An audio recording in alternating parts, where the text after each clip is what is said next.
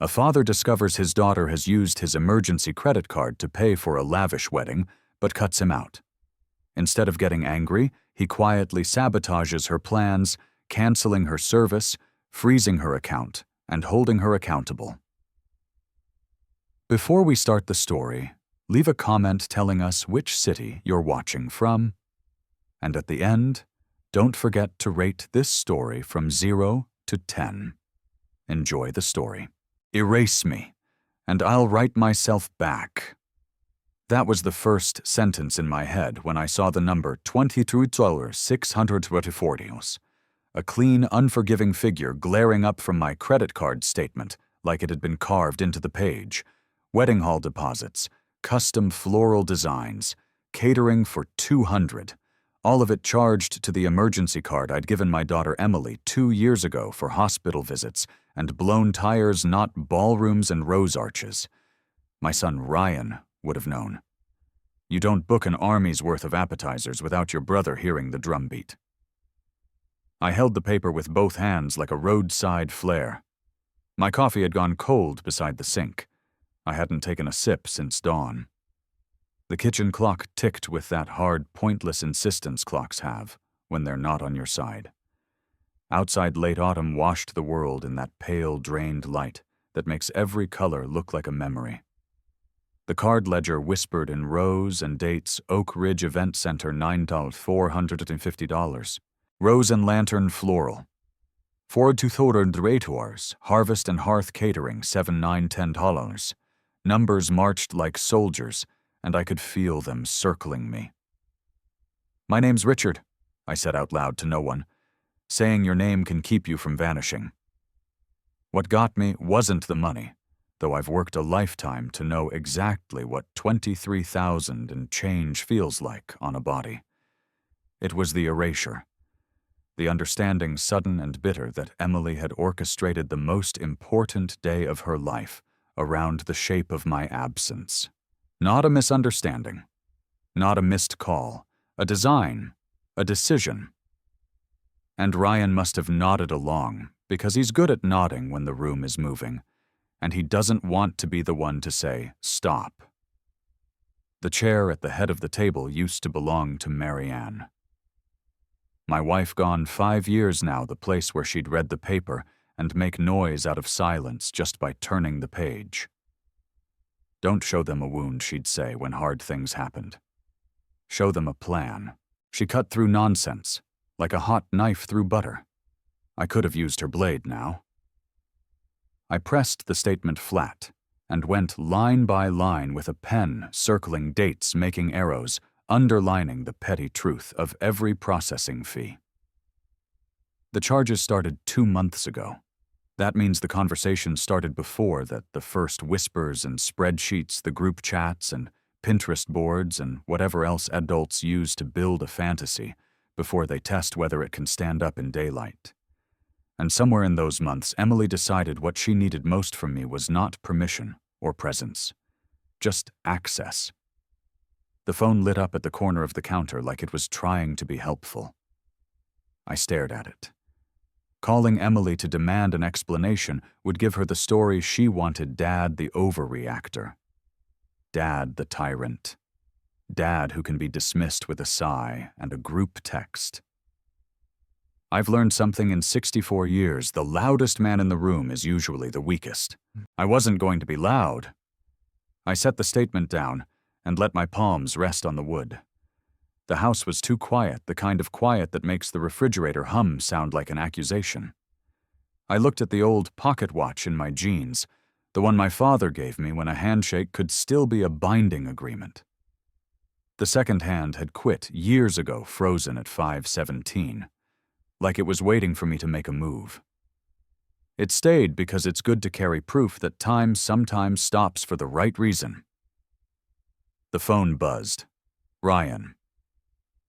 I let it ring twice. "Yeah," I said, neutral. "Hey, Dad." He answered in that breezy tone he uses when he's about to step on a rake and hopes I won't notice.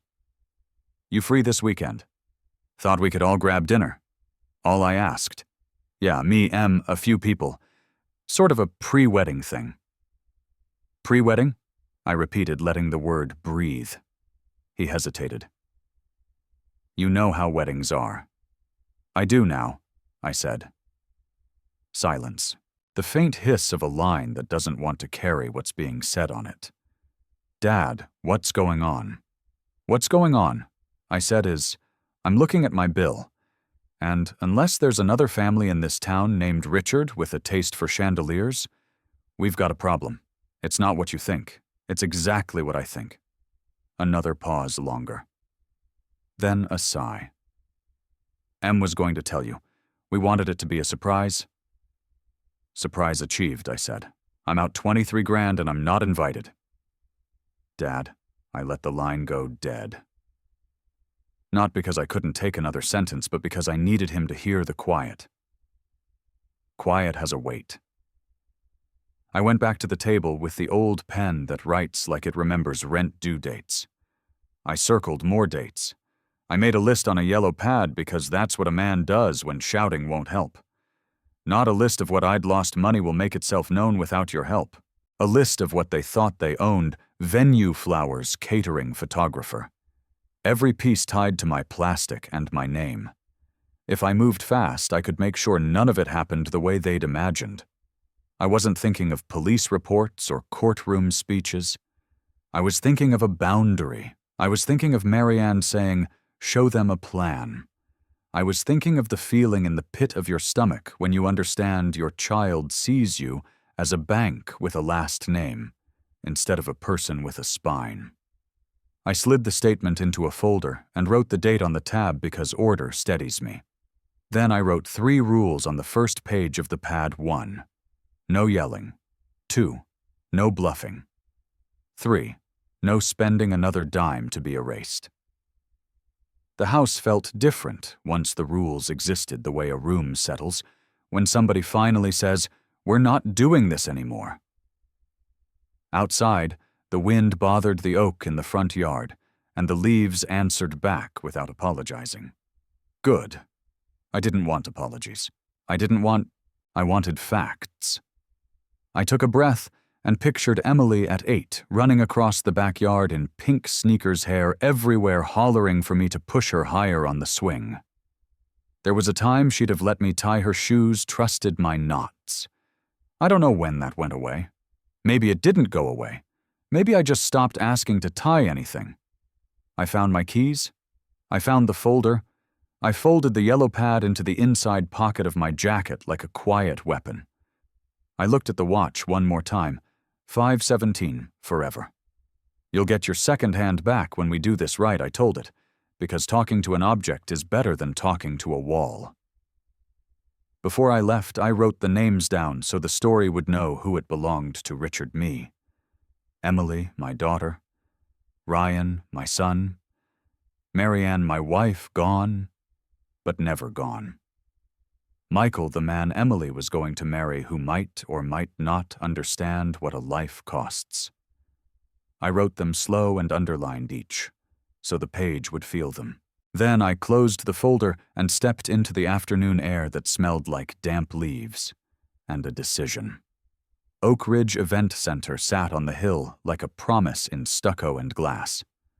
I wasn't going there yet. Not today. Today was for deciding the shape of what I would do, not for doing it badly. Today was for adopting the quiet and making it mine. I put the truck in gear and rolled through town past the bakery, where Marianne used to talk the owner into adding just a little more frosting because joy should be obvious, past the post office, where Ruth still stamps envelopes like the mail is a sacrament, past the fire station, where men and women are trained to walk into rooms that other people run out of. If I sounded dramatic in my head, that was fine. A man is allowed a private soundtrack when the public script has turned him into a prop. When I got home, the kitchen looked the way I'd left it, clean enough, honest. The clock gave me another minute. I wrote one more line on the yellow pad, big, clear, unavoidable. I will not be written out of my own story. Then I underlined it twice because a boundary is just a sentence you keep. And I decided the next call I made wouldn't be to my children. It would be to the first person paid with my name. Quietly. professionally, without apology. The yellow pad lay open in front of me like a map I hadn't finished drawing. My pen had circled and underlined, but the paper was waiting for more than marks, it was waiting for steps. The house was still too still, the kind of stillness that presses against your skin. I heard the refrigerator hum, the wall clock tick, and my own breath shallow and uneven. It was the sound of a man deciding how far he was willing to go. I picked up the statement again, tracing each line with my finger. Oak Ridge Event Center, Rose and Lantern Floral Harvest and Hearth Catering. They weren't random charges. They were coordinates in a plan I hadn't been invited to. And the betrayal didn't just sit in the numbers. It was in the silence, in the way neither Emily nor Ryan thought they owed me a single word while they drained the account I'd spent decades filling. The phone buzzed again, the same name flashing, Ryan. I let it buzz until it almost timed out, then I thumbed it green. Yeah, I said, voice flat as a sheet of iron. Dad, listen. He started his tone, that casual one he used when he wanted to slip something past me like a kid hiding a dent in the car. Go ahead, I said. You free this weekend? Thought we could all grab dinner. All of us, I repeated. Yeah. Me and a few people. You know, like a pre-wedding thing. The word settled in my chest like a stone pre-wedding. Not an invitation, a breadcrumb, a way to make me feel included without ever actually including me. Sounds expensive, I said. He chuckled, thin and nervous. Well, you know how weddings are. I do now. Silence. Just the faint hiss of the line. Then he asked Dad. What's going on?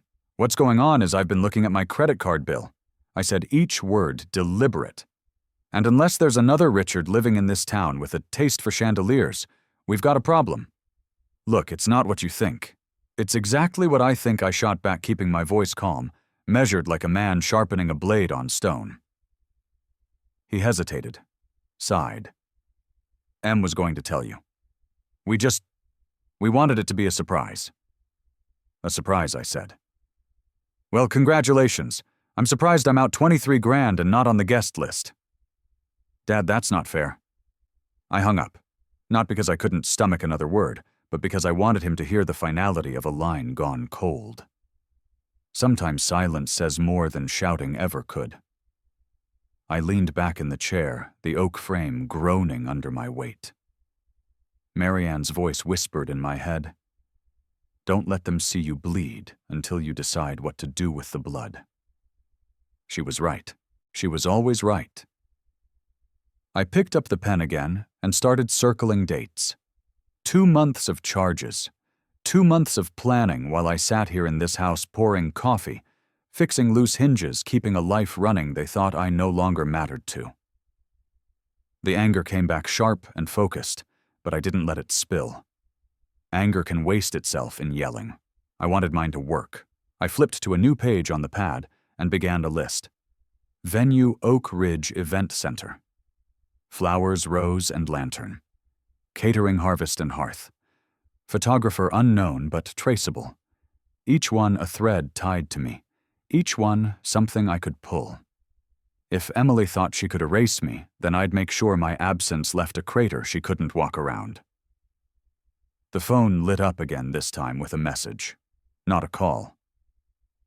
Ryan, Dad, please don't overreact. We'll figure this out. I stared at it. Overreact. That was the word people use when they've stolen something and want you to feel guilty for noticing. I set the phone face down. The kitchen light bounced off its black screen, a dark little mirror.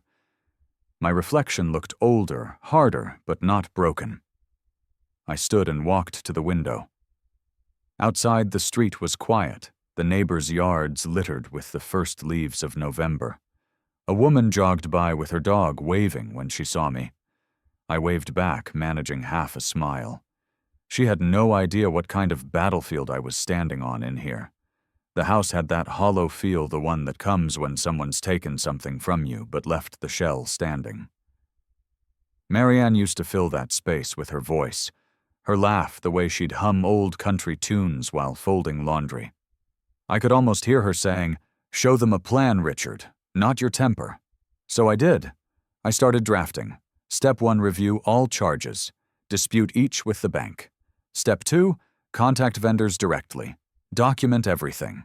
Step 3, reclaim funds and deny access. Step 4, leave no mistake about who owns this name and this account. The list steadied me. It turned fury into action, grief into structure. When I set the pen down, I realized my hands weren't shaking anymore. The plan was alive, and so was I. Tomorrow, Oak Ridge would be first. Not Emily, not Ryan. The venue. The people who thought their contract was iron because my daughter signed my name to it. I'd show them what happens when the signature fights back. And I'd do it quietly, the way a man carves stone. The morning broke with that thin gray light that makes you wonder if the sun decided to stay in bed.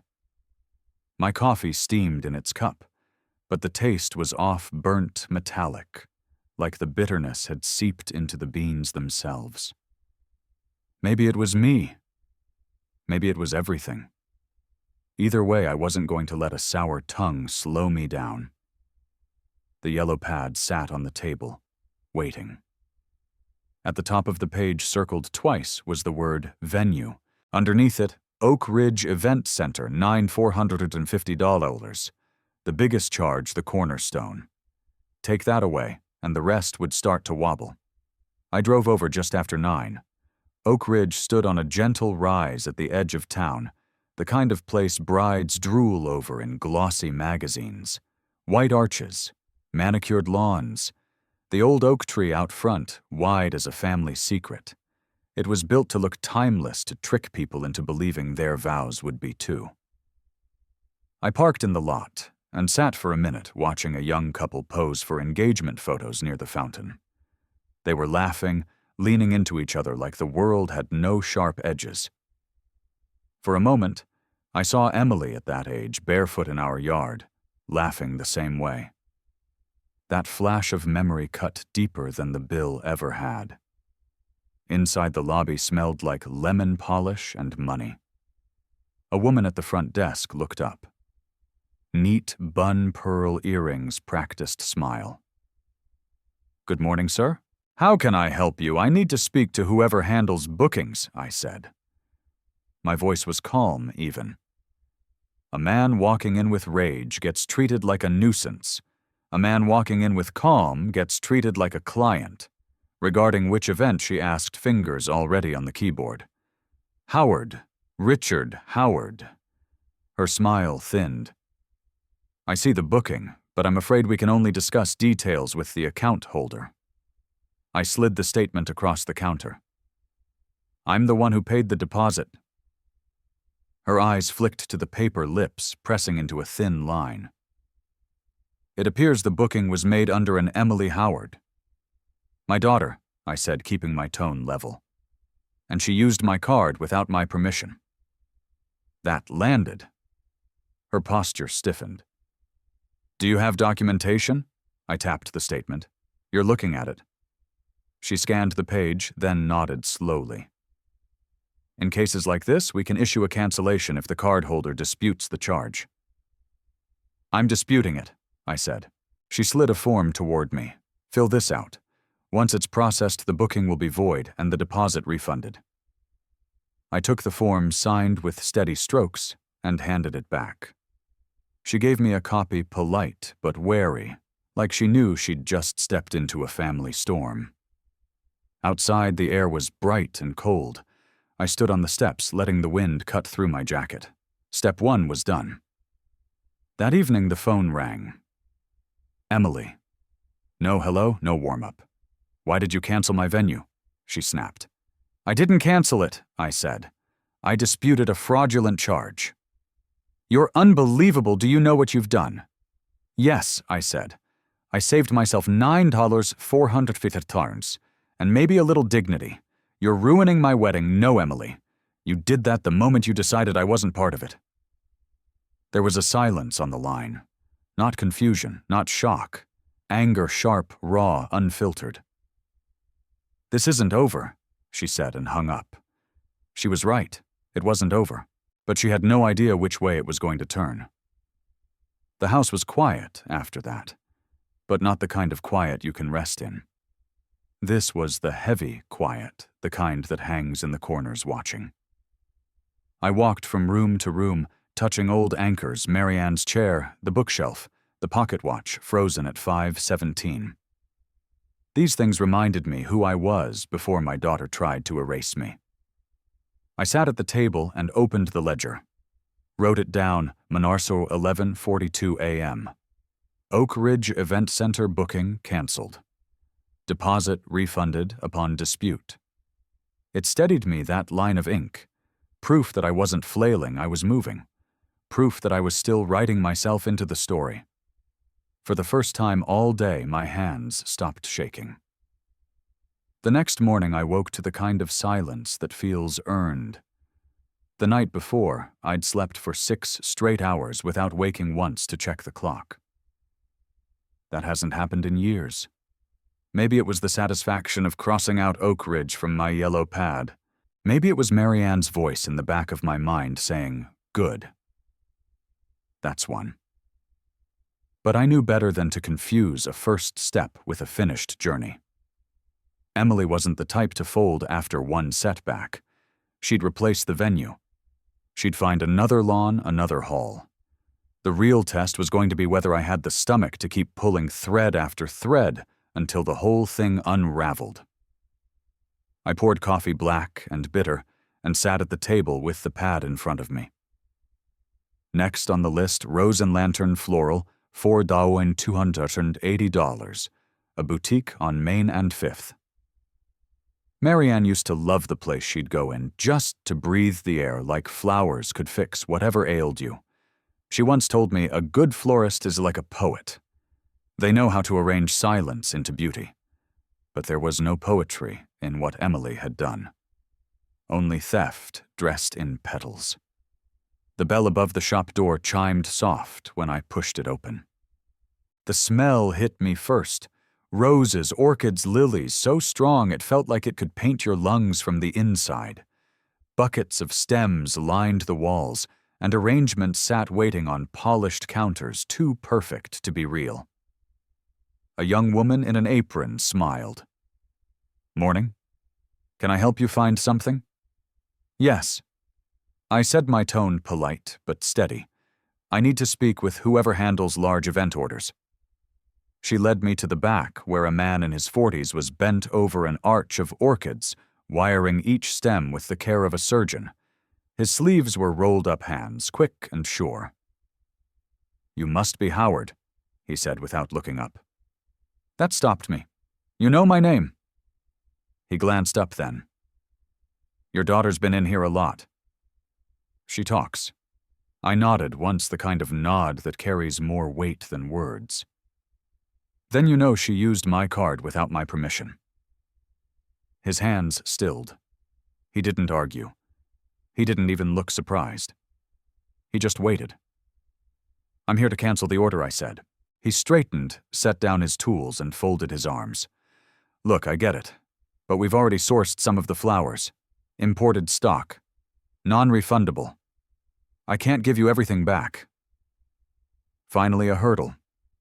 "What can you refund?" I asked. "Half," he said. "The rest, well, I can hold the flowers for another event, if you want to use them." I leaned in, not threatening, just close enough for him to see I meant every word. "What I want is for those flowers never to touch that wedding." Can you guarantee that his jaw tightened? He nodded once. "If that's what you want, then yes." We shook hands. His grip was firm, but his eyes followed me as I left, measuring whether I was a man who'd actually follow through. Outside, the air was sharp with the bite of early winter. I took a deep breath, steadier than yesterday's. 2 steps down, more to go. That evening, the phone rang again. Emily. Her voice was sharper this time, like glass. "Did you go to the florist?" she demanded. "Yes," I said evenly. "You canceled my flowers. I canceled a fraudulent charge. You're pathetic. Do you even hear yourself?" "I hear you," I said. But I'm not paying for lies wrapped in roses." She inhaled sharply, like she wanted to shout, but didn't want to give me the satisfaction of hearing it. Then the line went dead. I sat back, let the silence settle. It didn't sting like it used to. It just confirmed what I already knew. This wasn't about money anymore. It was about boundaries, about showing her that erasing me had a cost. Later I opened the ledger, wrote it down, neat too. 10:15 a.m., Rose and Lantern floral order canceled, 50% refund secured, guarantee no flowers used for event, ink on paper, facts not feelings. That's how you build something that can stand. I closed the book and let the house breathe around me. The marigolds outside were still burning orange in the cold, loud, and unapologetic. And for the first time in days, I felt almost the same. By Wednesday, the air had turned heavy, the kind that sits in your chest before a storm breaks. I knew what the next move was. The florist had been cooperative enough, but the catering, that would be the real battleground. Harvest and Hearth Catering wasn't just another vendor. It was run by an old college buddy of Ryan's, his connection, not Emily's. That meant I'd be walking straight into enemy territory. They'd expect me. They'd probably already circled the wagons, telling themselves a neat little story about a grumpy father lashing out. I wasn't walking in as grumpy. I was walking in as the man who paid their bill. I called first to test the waters. Harvest and Hearth. "How can I help you?" A woman answered, cheerful in the way only someone paid by the hour can be. "This is Richard Howard. I'm calling regarding an event order under the name Emily Howard. Charge to my account." "Hold, please," she said. The hold music was a piano loop, cheerful and smug. It played long enough to test my patience. Finally, a man's voice came on, crisp, controlled, not even pretending to smile. "Mr. Howard, we've already received full payment authorization from your daughter. Cancellation isn't an option at this stage. She's not authorized to use my account," I said. "That's between you and your daughter," he replied coolly. "Our contract is binding." I could hear kitchen noise in the background, pans clattering, the low hum of a hood fan, the chatter of prep cooks. They were already working for her, already treating my money like hers. "Let me be clear," I said, keeping my tone level. "If you show up at that event, you'll be serving food I paid for without my consent, and I will make it very public." Pause, just long enough to let my words echo. "Are you threatening us, Mr. Howard?" "I'm informing you," I said. "And I think your other clients would be very interested to know how you handle unauthorized payments." Silence again, heavier this time. Then a sigh. "Fine. We'll issue a partial refund. But if you want the full amount, you'll need to go through legal channels. Send me the paperwork," I said. "I'll sign what I need to sign." Click. End of call. I sat there for a moment, staring at the phone.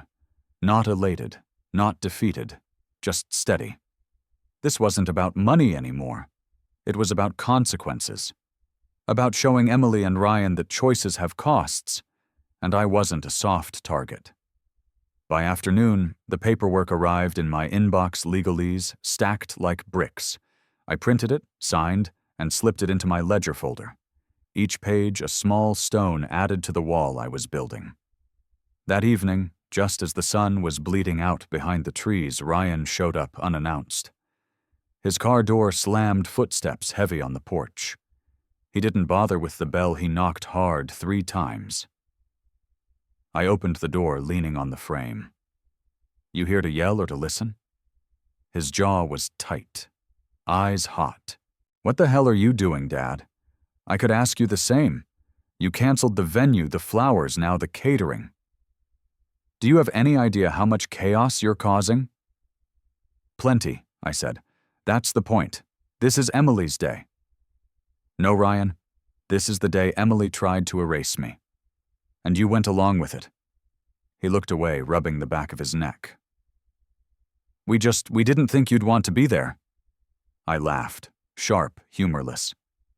"You didn't think, period. I'm not your enemy. But you've both treated me like one.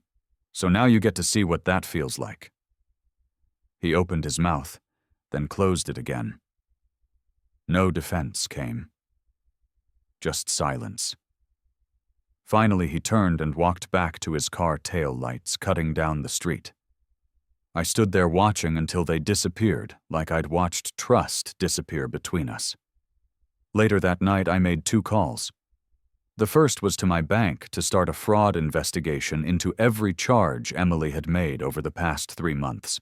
Not just the wedding. Everything. The second was to my lawyer, David. He didn't waste time with sympathy. He went straight to strategy. "Richard," he said, "if you want this to stick, you have to move before they replace what you've canceled. Otherwise, they'll just shift venues, vendors, whatever." "I know," I said. "That's why I need every contract, every receipt fast." "Understood.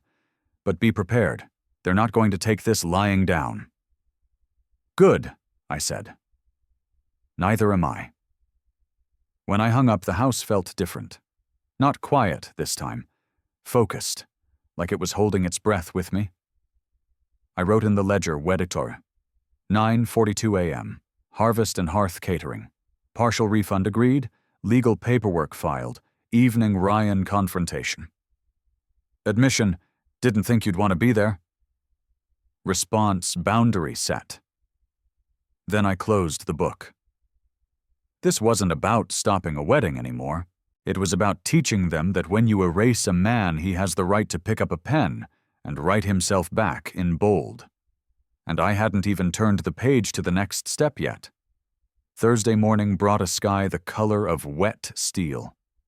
The kind of sky that promises nothing good but doesn't deliver the storm right away. It just hangs there, heavy waiting. I drank my coffee in silence, the yellow pad spread out in front of me, the ledger resting at my elbow. The venue was gone. The florist was cut in half. The caterer had flinched and started the refund process. 3 victories. But victory doesn't mean peace. I was halfway through underlining dates when I heard it tires on gravel, too fast, too angry. Then a slam of a car door and Ryan's voice, sharp as a hammer. He didn't knock this time. He pounded hard enough to rattle the frame. I opened the door slow. Calm. "You planning to break the hinges too, or just my patience?" I asked. He shoved past me, storming into the kitchen. "What the hell are you doing, Dad?" I shut the door and leaned against it. "You already asked me that. You canceled the venue. The flowers. The catering. Do you have any idea how much damage you've caused?" "Emily's falling apart?" I walked to the table, sat down, deliberately opened the ledger. "Sit if you want to talk. Otherwise, go ahead and scream from the doorway." He stood there, vibrating with anger. Then reluctantly, he sat. "Do you hate us that much?" he demanded. I looked him in the eye. "If I hated you, I'd have let you walk straight into debt and humiliation without lifting a finger. I'd have sat here and said nothing." "That's hate. What I'm doing, that's boundaries." His hands clenched into fists on the table. "This is Emily's day. You're destroying it." I leaned forward. "No. Emily destroyed it when she decided I wasn't part of it, when she stole from me and then pretended I'd given her my blessing. That wasn't a mistake. That was a choice. And you went along with it." His jaw worked, but he didn't answer. "You know what Marianne used to say?" I asked. "Don't let them see you bleed until you decide what you're going to do with the blood." Well, I've decided. Ryan finally looked down, his voice quieter. "We thought you wouldn't want to be there, that it would be easier this way." I laughed, sharp and humorless. "You didn't think, period. You erased me, Ryan. Don't pretend it was kindness. It was convenience." He opened his mouth, closed it again, then pushed away from the table and stood. "You're making a mistake." "Maybe I said. But at least it'll be mine. Not yours written with my name on the check." He turned and left without another word. I watched him go, the sound of his car disappearing down the street, like an exhale I didn't trust. When the silence settled back over the house, I picked up the phone, and dialed David. He answered on the first ring, his voice brisk. "Richard, they're not stopping," I said. "Ryan came here. Tried to guilt me into backing down. He won't be the last," David said. "What did you tell him? That I'm not their enemy, but I won't be erased?" "Good. Then we move faster. I need every document you've got, statements, receipts, copies of the cancellation forms. The more paper we have, the harder it is for them to spin this as a misunderstanding." I pulled the folder from the drawer, thick with pages. "You'll have it by tomorrow." "Richard understands something," David said. "They're going to lawyer up. They're going to paint you as bitter, controlling, vindictive. That's their only card. You need to be ready for that." "I am," I said. "As long as the facts are louder than the feelings. Facts can be buried under feelings in court," he warned. "That's why we make a record. Cold, hard, undeniable." I nodded even though he couldn't see me. "Then let's build it." After I hung up, I spread the papers across the table. Statements, cancellation confirmations, refund notices. A map of betrayal, but also of resistance. Each page a counterweight to the story Emily and Ryan wanted to tell. The house was quiet, but not the suffocating kind. This quiet was sharper, more focused. The kind that tells you you're on the edge of something, and once you step over, there's no going back. I wrote in the ledger, Thujar, 8:14 a.m. Ryan confrontation admission. We thought you wouldn't want to be there. Response boundaries reinforced. 9:03 a.m. Call with David. Strategy set, build record, move fast, expect counterattack. Then I closed the book and sat with the weight of it. For the first time since this began, I realized something: I wasn't trying to stop a wedding. Not really. Weddings happen with or without fathers. What I was stopping was the story they wanted to tell, that I was irrelevant, disposable, already gone. They wanted me erased. I wasn't going to shout my way back into the page.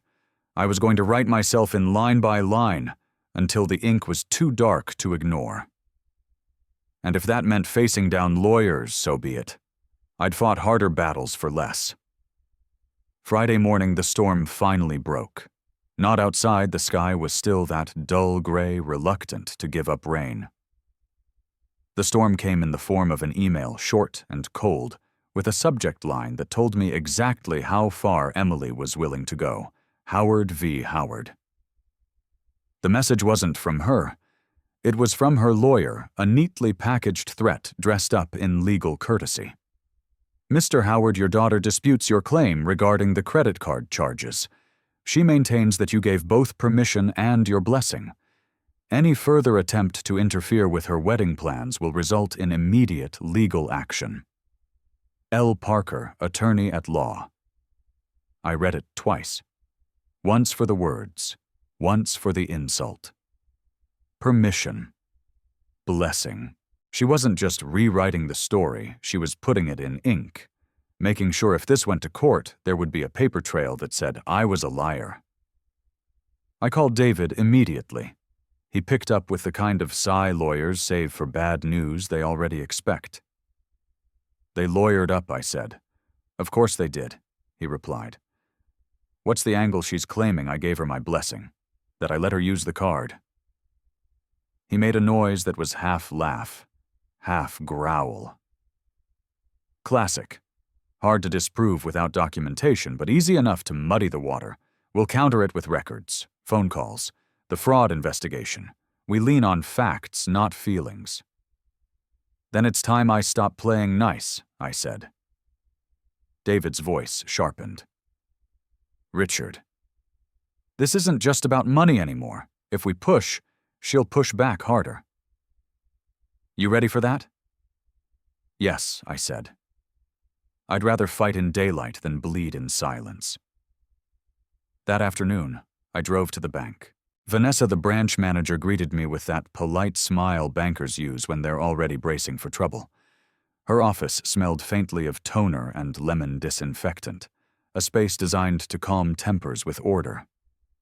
"Mr. Howard," she said, motioning me to sit. "I've reviewed your dispute claims. We can put temporary holds on the charges. But if your daughter is listed as an authorized user, it's a gray area. She's not authorized, I said firmly. Not in writing, not in practice. Vanessa tapped her keyboard. If she claims you gave verbal consent, the investigation could drag on. Do you have anything, emails, texts, that prove otherwise? I slid the stack of statements across the desk. What I have are charges made without my knowledge, all linked to my account. That's the documentation. She hesitated, then nodded. We can freeze the account. That'll cut off any secondary access immediately. No pending transactions will go through without your in-person approval. Do it, I said. Her eyes flicked up. That'll freeze any linked cards, including your daughter's. I know exactly what it'll do.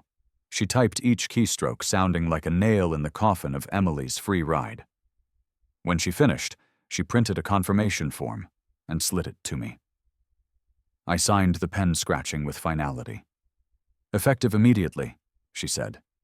No more charges without your authorization. For the first time in weeks, I felt the air in my lungs loosen. That night the phone rang. Emily. Her voice was sharp enough to cut glass. You froze the account, she spat. Are you out of your mind? Deposits are due. That's the thing about deposits, I said, calm as stone. They're not guarantees, they're promises, and promises can be broken. You're trying to humiliate me. I almost laughed. No, Emily.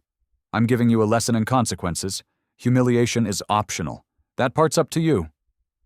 She hung up the slam of the line, loud in my ear. I closed my eyes, let the silence fill the house. It wasn't peace, but it was something better control. Later, I opened the ledger. Wrote it neat, Fry. 11:37 a.m. Email from Emily's attorney. False claim permission granted. Response David notified, strategy set. Friber 2:05 p.m. Meeting at bank. Secondary access revoked. Account frozen. Friday 8:42 p.m. Emily call. Accusation humiliation. Response boundaries reinforced. I underlined the last words twice. This wasn't about stopping her anymore. She could still find another florist, another caterer, another venue. Let her. I wasn't standing in her way, I was reminding her who held the ground she was walking on. And the truth is, she needed that reminder more than she needed roses or lobster tails. Because weddings come and go. But boundaries last. By Saturday morning, the house felt like it was holding its breath with me. The coffee pot gurgled on the counter. The clock in the hall ticked steady. But underneath all that normal noise was a hum of anticipation. The venue was gone. The florist was cut. The caterer was wavering. The account was locked. But Emily wasn't the type to stop swinging. She'd find another way, which meant I had to find mine. That's when I remembered something David once said over bourbon years back, talking about a zoning case. He fought paperwork. Buries people faster than fists. I pulled on my jacket and drove downtown. The county clerk's office sat squat and windowless, smelling faintly of dust and floor polish. A place where time slowed to the pace of forms and signatures. The clerk at the counter looked up when I walked in. A young woman, polite smile, but sharp eyes. Morning. What can I help you with? I need to review occupancy records and permits for Oak Ridge Event Center. Public access. Her eyebrows lifted slightly. She knew the name. Probably knew the chatter that had spread through town, too. But she didn't comment. Instead, she disappeared into the back and returned with a manila folder thick with papers. I carried it to a table and started flipping through. Permits, floor plans, renewal notices. And then I found it a temporary occupancy permit issued last year, set to expire in exactly 2 weeks. Emily's wedding was scheduled for 3, which meant unless Oak Ridge had already filed a renewal, they'd be operating without valid approval the day she planned to walk down the aisle. I closed the folder, handed it back, and thanked the clerk. She gave me a look that said she knew I'd found something worth knowing, but she didn't ask. My next stop was the fire marshal's office.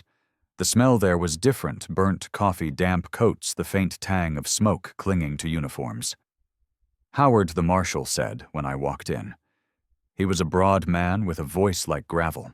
"Haven't seen you since the lodge fire in '09. "Yeah," I said. "I'm here about Oak Ridge, off the record." He leaned back in his chair, folding his arms. "They still haven't submitted the updated floor plan. We've been chasing them for months. What happens if they hold an event without it?" I asked, feigning innocence. "They get shut down immediately," he said without hesitation.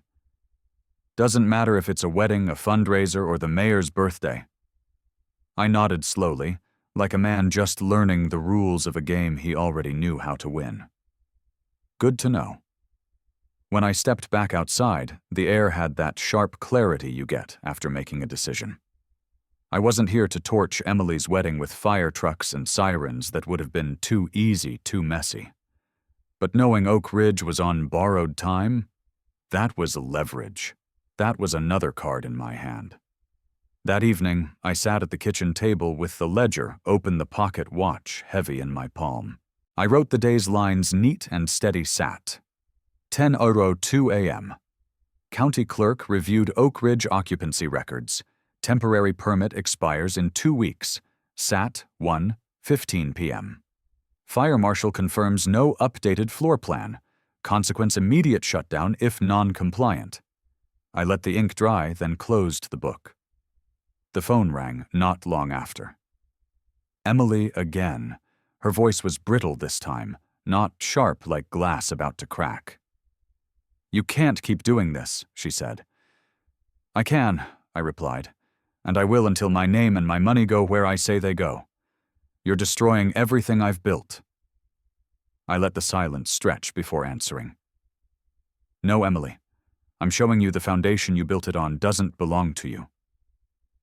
She hung up without another word. I leaned back in my chair, staring at the ceiling. For the first time in days, I didn't feel like I was chasing her.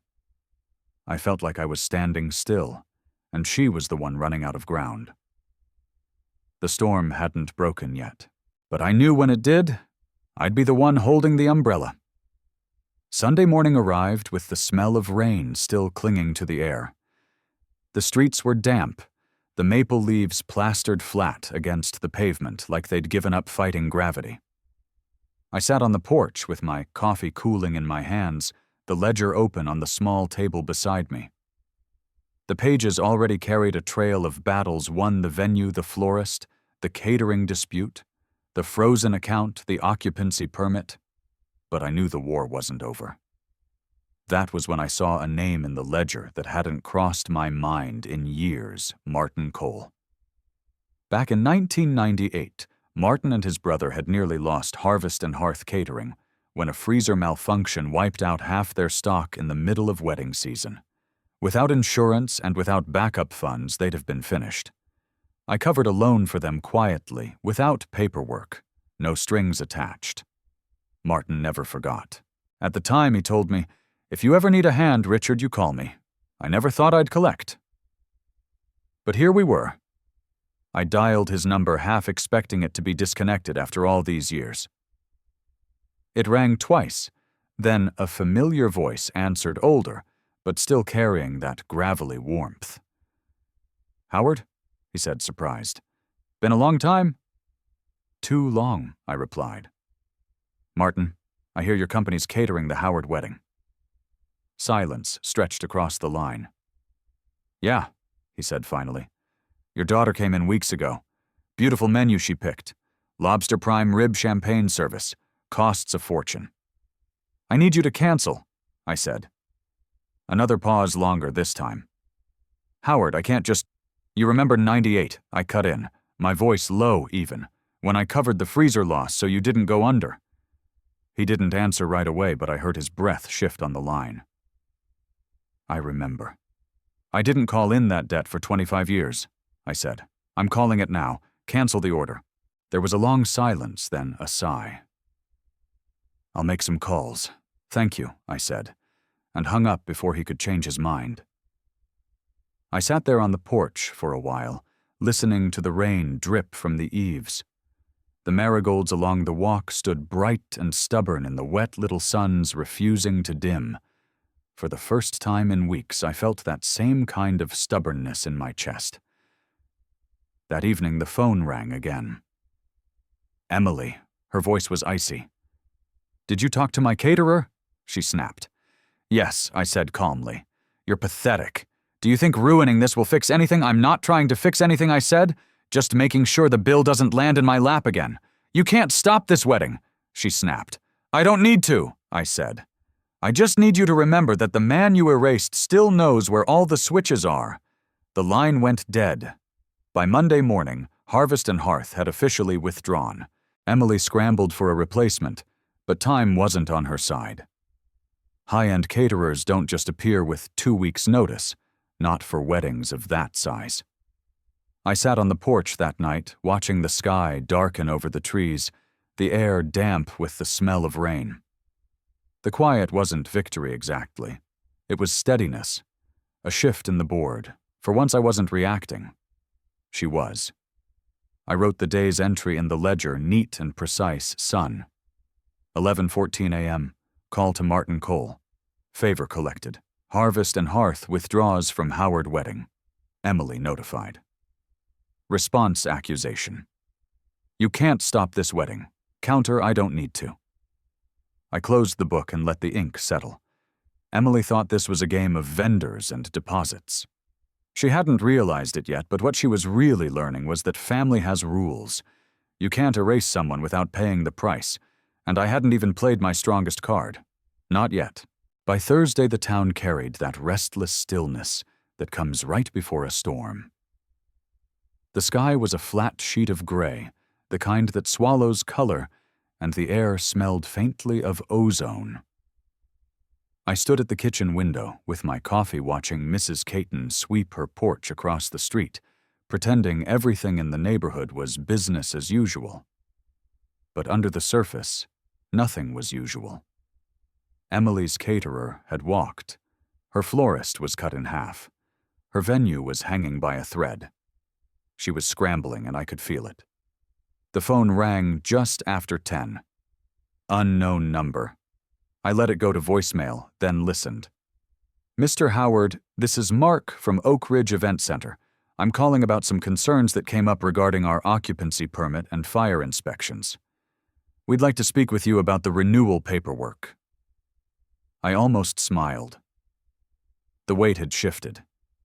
They weren't calling Emily, they were calling me. That afternoon, I drove to Oak Ridge. The building looked the same as always. White arches, manicured lawns, an oak tree spreading its branches like a promise you wanted to believe.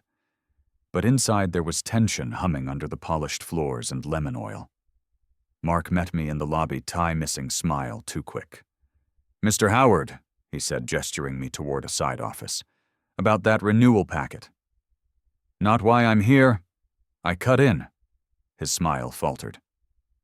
"Then what can we do for you?" "I'm here to talk about choices," I said evenly. He frowned. "We're a venue.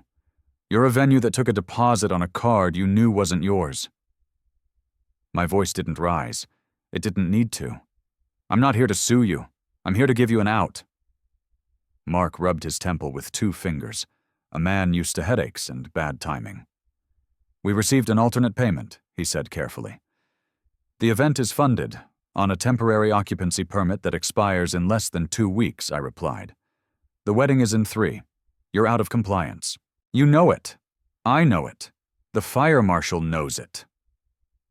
He blinked, glanced toward the back hallway, like a man checking exits.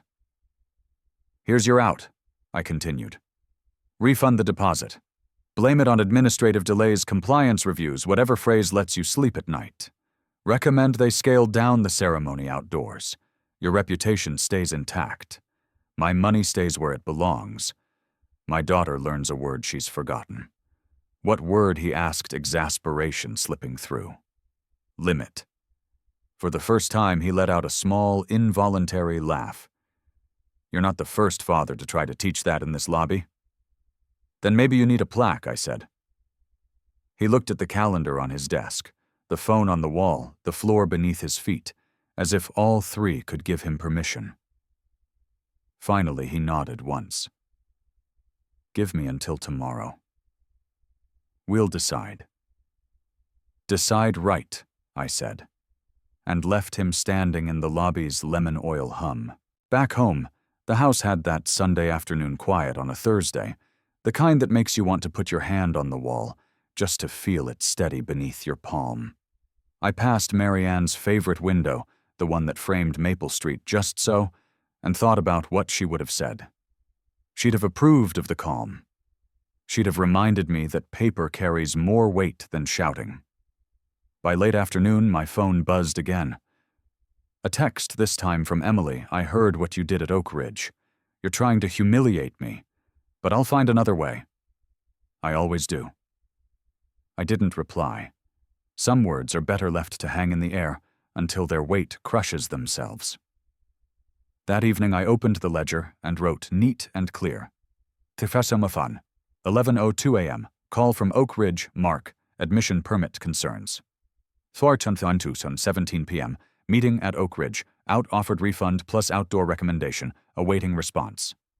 Tonsimusum, 4:36 p.m. Text from Emily accusation. "You're trying to humiliate me." Response none. Then I underlined the last word. None. Sometimes silence is sharper than any sentence. The truth was, this wasn't about whether Emily got married in a grand hall or a garden.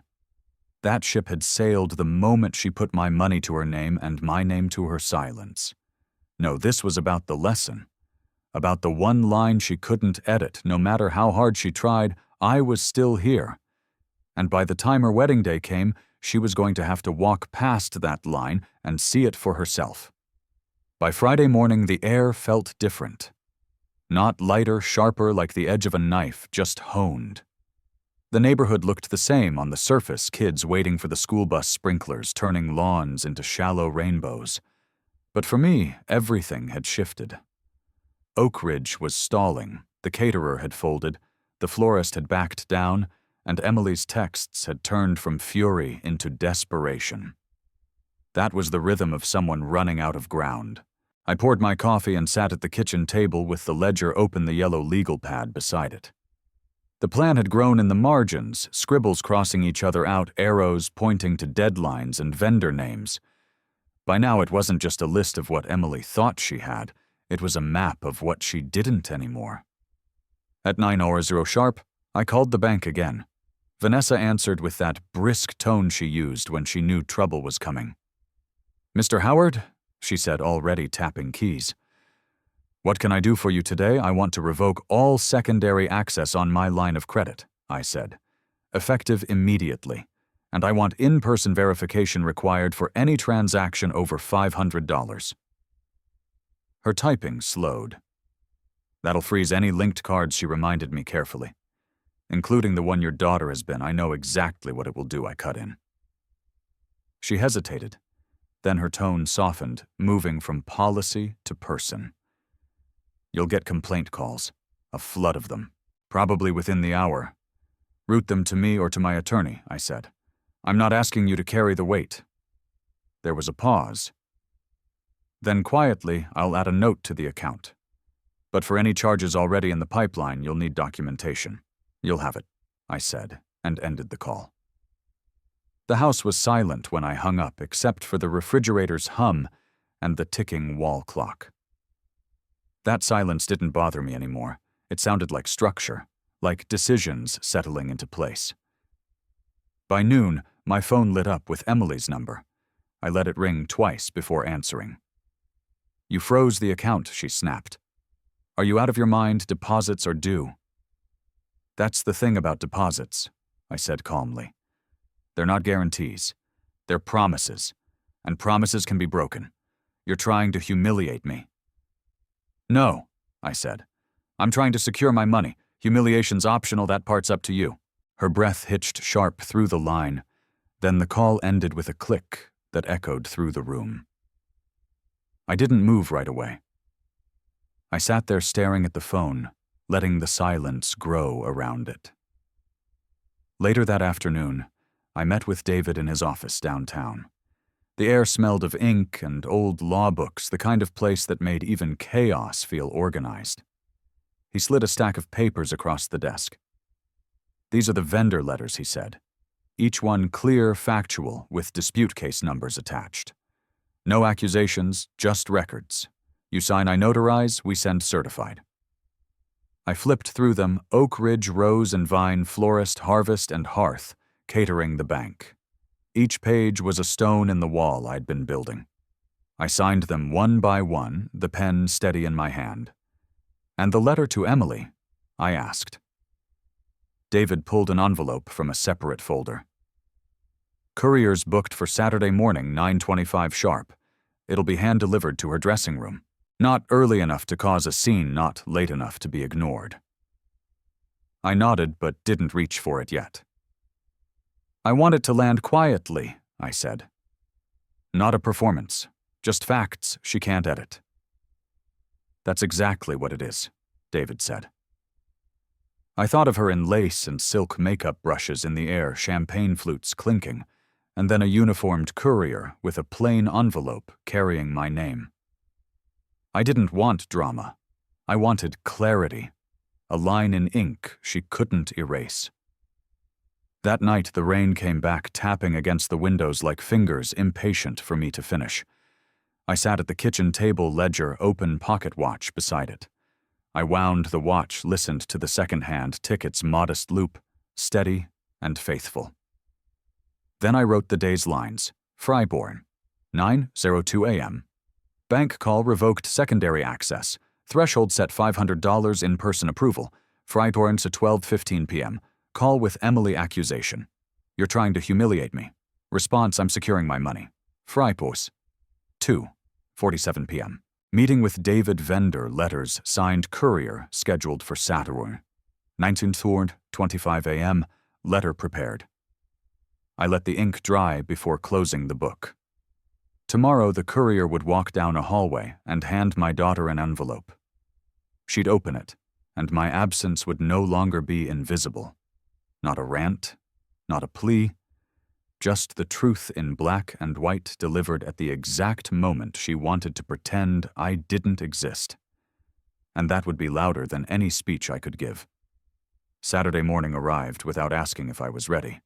The sky was washed clean from the night's rain, but the air still carried that unsettled stillness you only get before something big happens. A wedding? A storm? A fight you know you'll have whether you want it or not. I sat at the kitchen table with a mug of coffee cooling in my hands. The courier was scheduled for 9:25 a.m. sharp. I'd made sure of the timing, not early enough to give her a chance to spin it into drama, not late enough to ignore before walking down the aisle. At 9:12 my phone buzzed. A text from David. Courier confirmed. On site now. 9 minutes later, another buzz. Envelope delivered to maid of honor. Direct to dressing room. No incident. I set the phone down and let out a long breath. It was done.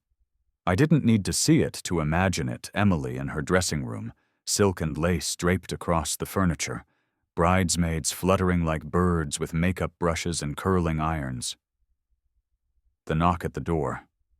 A man in uniform handing over a slim envelope with my name in the corner. Her fingers hovering, maybe trembling, maybe not as she tore it open. And then my words, simple, factual, undeniable, landing heavier than any speech I could have given in person. I didn't wait by the phone for updates. That wasn't my way. Instead, I stepped outside into the yard. The marigolds were burning bright in the sun, unapologetic and loud like little suns along the walkway. I trimmed the dead heads with the clippers' steady work that let my mind quiet down. By noon, the first call came. Ryan. His voice was tight, almost strangled. You sent it, he said. I sent it. Today you had to do it today. Yes, I said. Today's the day she chose to erase me. Today's the day I reminded her she failed. She's upset, he said. I'm sure she is, I replied, and went back to clipping marigolds. At 1:00, I got a text from Jerry, my neighbor, who always had a pulse on the town before anyone else. Ceremony started. Outdoor setup. Cloud cover. Half the flowers missing. Looks thin. I didn't smile, but I felt a clarity settle in me. This wasn't satisfaction. It was something steadier, knowing I'd done what I set out to do. By 3, the phone rang again. This time it was Angela, one of the bridesmaids, and one of the few people who'd been honest with me since this started. She didn't waste time with greetings. "You're going to hear it anyway, so you might as well hear it from me," she said. She read the letter. In front of the mirror. Her hands were shaking so bad she dropped it once. The maid of honor tried to take it away, but she wouldn't let her. She read every word. I stayed quiet, listening. She asked everyone to leave the room. Angela continued, sat there for 5 minutes alone. When we came back, she told the makeup artist to start over. And then she said, and I quote, "He's dead to me." I closed my eyes, let the words settle. "That's her choice," I said finally. Richard, Angela said, her voice softer now. "I don't think she realizes what she just threw away." "She will," I replied. "But not today." There was a pause. Then Angela asked gently, "Do you want to know if she went through with it?" I thought about it, then shook my head even though she couldn't see me. "No, not today. That's her moment for better or worse. Mine already happened." When the call ended, I sat there in the quiet house. It was the hollow kind of silence, heavy and honest. I walked from room to room, turning off lights, listening to the tick of the clock and the hum of the refrigerator. Everything in its place. Everything mine again. At 5, I opened the ledger and wrote carefully, Sat 9:25 a.m. Courier delivered letter to Emily's dressing room. Sat 1:0 p.m. ceremony began outdoors. Reduced decor, missing flowers. Sat 3:0 p.m. confirmation via Angela letter read private reaction.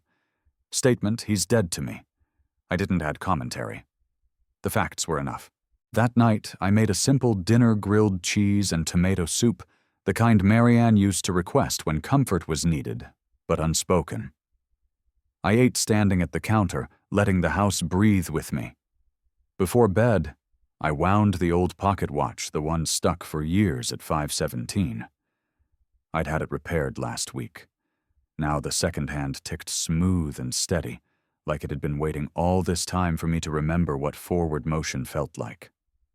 As I lay in bed, the words replayed in my mind. "He's dead to me."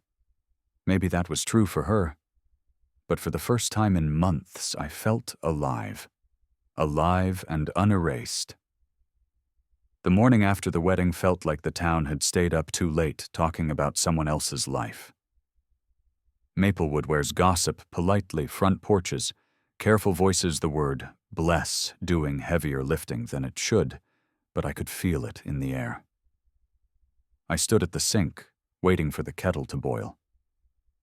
The house had that day after quiet. Not peace exactly, but the hush of a stage before the curtain rises for lines nobody rehearsed. At 7:13, my phone buzzed. David's name. "You'll see chatter," he said. "Stay factual."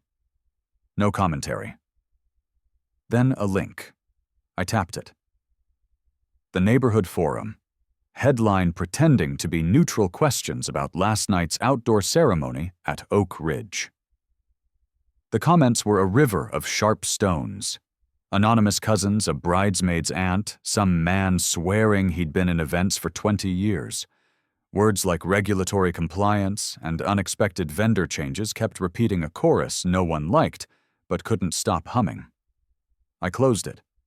There's a difference between knowing what people say and letting it rent space in your head. At 9:00, Jerry texted. "She's going to spin it. Brace." He never uses extra words. A minute later, another text. A screenshot of Emily's public post. "We made it beautiful in spite of sabotage." Some people choose control over love. We chose love anyway. 3 photos, aisle chairs on damp grass, a smile working hard for the camera, a cake 1 tier smaller than ambition.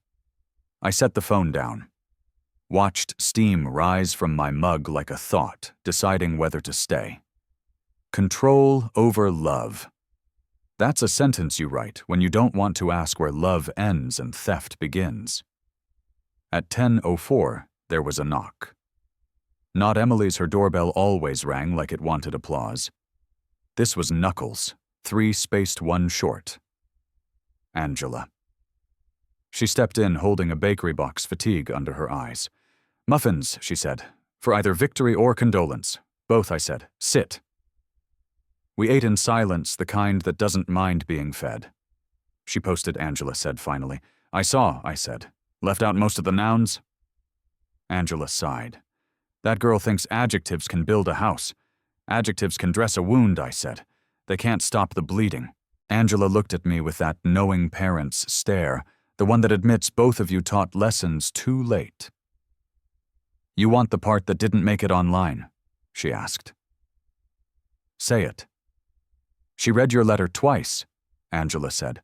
"The first time angry, the second time quieter." She folded it carefully, put it in her bag. After the ceremony before the photos, she walked to the garden path and cried. Not the pretty kind, the grief kind. Then she told the photographer she wanted one shot without her bouquet. Said, "I don't want to hold anything I didn't earn." The words landed in my chest like a stone chair, heavy, steady, and not easily moved. I didn't thank Angela. Some truths don't ask for gratitude, they just take their seat. We finished our muffins. When she left, she put her hand on my shoulder the way people in church used to when benedictions came by touch. By noon, another voicemail waited. Mark, the manager at Oak Ridge. Mr. Howard. I wanted to apologize for the confusion last night. We followed inspection guidance as required. We're issuing a 25% refund to your daughter for the change in accommodations. We'll note that compliance timing created the shift. Thank you for your engagement. Translation. We moved you to the garden because rules matter. Here's money that says so. I forwarded it to David with the subject line Oak Ridge partial refund. Then I opened the ledger and wrote Son. 12:07 p.m. Oak Ridge 25% refund issued. Cause compliance. Recorded. Later that afternoon, Ryan called. His voice was worn thin, raw around the edges. You satisfied, he asked. I'm calm, I said. That's different. You humiliated her. She humiliated the truth, I replied. The truth humiliated her back. The food was late. The flowers were... He stopped short like the words had lost faith in themselves. It wasn't what she wanted. It was what she bought, I said. With other people's money. She says she'll pay you back. She'll write it, I said. Then she'll prove it. And if she can't, then she'll learn what can't means when it isn't a tactic. His breath came sharp through the receiver. I hate you like this. You hated me when I said yes, I replied. And it made you think I'd always say yes. Pick your hate. The line went dead. I stood in the kitchen long enough to notice how the afternoon light moved across the counter like a slow dancer. That light didn't need my approval. It just did its job. Somewhere deep in my bones, I felt the same truth settling in contrition wasn't the point anymore. Boundaries were, and boundaries once built don't apologize for standing. Monday morning broke quiet, the kind of quiet where even the birds seem to wait for you to make the first move. I stood at the porch railing, coffee in one hand, pocket watch in the other, listening to the second hand tick steady. The world hadn't collapsed after Emily's wedding. It hadn't healed either. It just kept moving, and I knew it was my turn to decide whether I was moving with it. By mid-morning, the first twist arrived, not from Emily, but from Ryan. His car pulled into my driveway. Without warning, same jacket he'd worn at the wedding still creased at the lapel, where the boutonniere had been pinned. He looked like a man carrying more than the bag in his hand. I'm not here for her, he said as soon as I opened the door. I'm here for me. That's an interesting distinction, I replied, stepping aside. He sat at the kitchen table and slid a folder between us. Inside bank statements, screenshots a letter from his employer. I'm paying half her debt, he said. Not because she asked me to, because I should have stopped her. and I didn't. I didn't speak. Let him fill the silence. I thought keeping the peace was love, he admitted, rubbing his jaw. It's not. It's just fear in a nicer suit. There was courage in that sentence, small but real. Half I repeated, half he confirmed. Every month, same as her. If she misses a payment, I'll cover it. I won't let you stand alone in this. I closed the folder and slid it back toward him. You don't need my permission, Ryan. He met my eyes. I need you to know I'm not invisible in this story. That night I sat on the porch, thinking about what he'd said. Being invisible isn't always about not being seen, it's about standing where no one looks. Maybe Ryan was finally stepping into the light, even if it burned. By Wednesday, Emily called. No preamble, no voicemail first, just her voice on the line, brittle but clear. I transferred the vendor accounts, she said. They're in my name now. And I cut up the card. Do you want the pieces? No, I said. I'm not keeping trophies. You aren't going to make this easy, are you? She asked. No. Easy doesn't teach. She exhaled like she was holding back 3 different responses. Okay. I'll send the first payment Friday. Emily, I said before she hung up. This isn't about you becoming someone I approve of. It's about you becoming someone you can live with. I know, she said softly. Then the line went dead. Friday came, and with it a deposit. Not large, but real. A brick laid where once there'd been nothing but excuses. The following week another payment, small but steady. Each one carried less weight in dollars and more weight in proof. But then came the second twist. A letter from Oak Ridge addressed to me. I opened it expecting another refund confirmation. Instead, it was a formal complaint filed by Emily. She claimed the last-minute venue change was the result of third-party interference and requested additional compensation. I called her immediately. Why, I asked, voice low. I thought she started. You thought what? That maybe they owed me more. Emily, I said, keeping my tone flat. You can't talk about accountability in one breath and file a grievance in the next. That's not growth, that's gambling. Silence. I'll withdraw it, she said quickly. No, I replied. Follow it through. Let them deny it. Let yourself see what happens when you try to rewrite a truth that's already public. 2 days later, she called back. They denied it, she admitted. And I'm not appealing. What did you learn, I asked. She hesitated. That sometimes the truth humiliates you back. It wasn't an apology, but it was a mirror. By month's end, the balance had dropped by $2,000 more than I'd expected this early.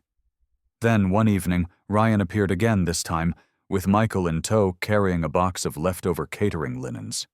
Figured you might use them, Michael said, setting the box on my counter. They're paid for now. We stood there folding them together, 2 men who had both learned the hard way that love without respect is just theater with bad lighting. Do you think she'll forgive me? Michael asked suddenly. Don't ask that, I said. Ask if she'll forgive herself. That's the harder one. The following weekend, Max's baseball game became neutral ground. Emily was there sitting 2 rows down with Michael. Ryan sat beside her. The 3 of them looked like a family photo in a frame that hadn't been dusted yet. Between innings, Max ran up to me, glove in hand, grin wide. Mom says you're coming to dinner next month, he said breathlessly. That, so I asked. Yeah, he said. She said, it's not a truce. It's a, what's the word, arrangement, I echoed. Sometimes that's a place to start. When the game ended, Emily approached. No crowd, no stage, just her in the late afternoon sun. I want you to come, she said simply. To what dinner? At our place. No speeches. No ledgers, just dinner. I searched her face for a trap. Found none. I'll think about it, I said. She nodded once. That's all I'm asking. As I walked to my car, I realized revenge had stopped being the point weeks ago. What I wanted now was harder to name. Something between justice and repair. Like the moment a broken bone sets, and you decide whether you're going to use it again. That night, I wrote in the ledger sat. Max's game Emily dinner invitation. Trust provisional. No dollar amount recorded. For the first time, I added no figure to the line. Because maybe not all debts are measured in money. The invitation sat with me for days. I didn't answer right away, not to Emily, not even to myself. Part of me wanted to slam the door on the idea of dinner, call it a performance. A trap. Another chance for her to spin the story. But another part of me, the quieter, older part, knew that not every knock is an ambush. Some are a test. The test came on a Tuesday at 4:17 in the afternoon.